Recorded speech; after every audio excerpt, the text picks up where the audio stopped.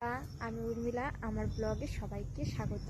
তো আজকে আমি কিনে ব্লগ করব কিছুই বুঝতে পারছিলাম না, তাই ভাবছিলাম অনেক দিন হয়ে গেছে তো আমার শাখা পরিষ্কার করা হয়নি, তো ভাবছিলাম যে শাখাই পরিষ্কার করা হবে।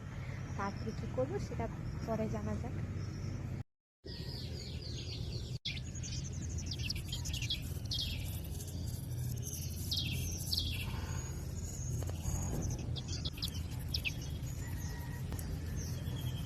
হ্যালো বন্ধুরা, আমি শাখা পরিষ্কার করছিলাম, তো দেখো এটা তার রেজাল্ট। এটা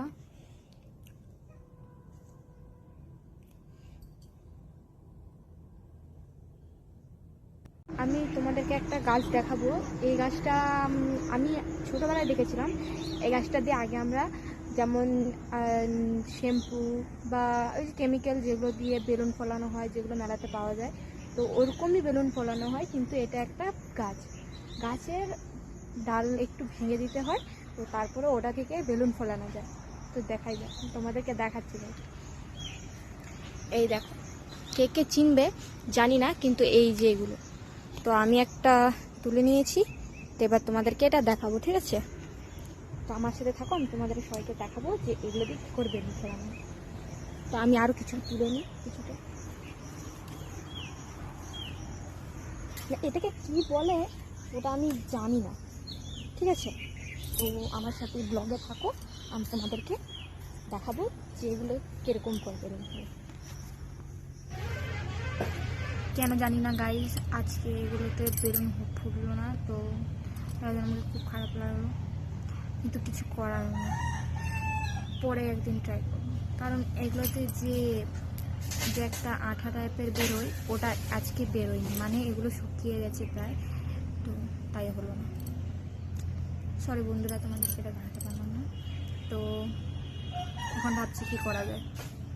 তো বন্ধুরা, আমি শনপাপড়ি ডাব্বাটা পেয়ে গেছি। এবারে চলো যাই, শনপাপড়ি খাওয়া হবে। আমি শনপাপড়ি খেতে প্রচুর ভালোবাসি, তো বলতে পারো আমি শনপাপড়ি লাভার, এটাও হতে পারে। ডাব্বাটা খোলাই যাক। তো কালকে আমি কিছুটা খেয়েছিলাম, তো দেখতে পাচ্ছ যে নিচে কটা আছে, নিচে আছে মাই ফেভারিট থিং। তো আমি একটা খেয়ে দেখি গাইস, সেই টেস্ট হতে পারে।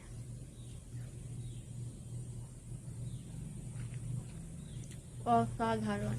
এখন বাজে দুপুর 12টা, তো আমি এখন যাবো জামা কাপড় শুকানোর জন্য রাখা হয়েছিল ছাদের উপরে, তো ওটা আমি এখন স্নান করে চলে এসেছি।